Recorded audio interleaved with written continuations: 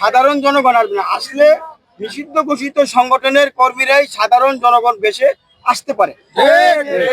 বিশেষ করে যারা জুলাই আন্দোলনের পক্ষে, অভ্যুত্থানের পক্ষে সবাই তো রাজপথে নেমেছিল, সেক্ষেত্রে তারা পরিস্থিতি দেখার জন্য আসলে কিন্তু আমার কাছে মনে হয় না এরকম কোন লোক আছে যে জুলাই আন্দোলনে অংশগ্রহণ করেছে তারা 32 নম্বর দেখতে আসবে, হাসিনার বেশিবাদী আচরণ দেখতে আসবে। আমার কাছে সেটা মনে হয় না।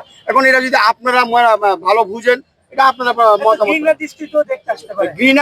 ঘৃণা দৃষ্টিতে আসলে তো সে কেবল অবশ্যই ইয়া করবে, ফেসিবাদের বিরুদ্ধে স্লোগান দিয়ে আসবে। এটা তো আমার আওয়ামী লীগের স্লোগান দিয়ে আসার কোনো সুযোগ নেই।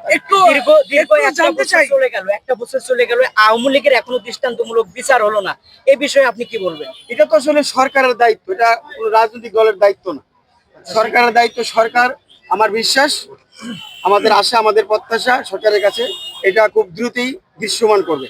এই যে আমরা একটু জানতে চাই যে সজীব ওয়াহিদ জয় তিনি কালকের 15 আগস্টকে কেন্দ্র করে এখানে তারা কর্মসূচি দিয়েছেন এবং সেজন্য পুলিশ মোতায়েন হয়েছে। আমরা পাশাপাশি দেখছি যে বিএনপির নেতাকর্মীরাও আজকে রাত থেকে এখানে অবস্থান নিয়েছে।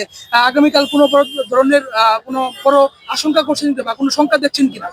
আমরা কোনো সংখ্যা দেখছি না। আর আমরা বিএনপি নেতাকর্মীরাও সারা রাত জেগে পাহারা দেওয়ার কোনো আমাদের দায়িত্ব না, আমাদের দলীয় কোনো কর্মসূচিও না, আমাদের নেতারাও সেটা বলে নাই।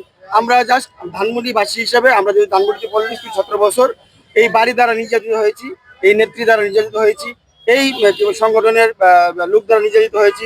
আমার নামে তো মামলা আছে প্রায় 38টা। আমি জেল কেটেছি 7 বার। আমার নামে সাজা হয়েছে 17 বছরের সাজা হয়েছে আমার 3টা মামলা। হাসিনা তো দিয়েছে, নাকি অন্য কেউ দিয়েছে?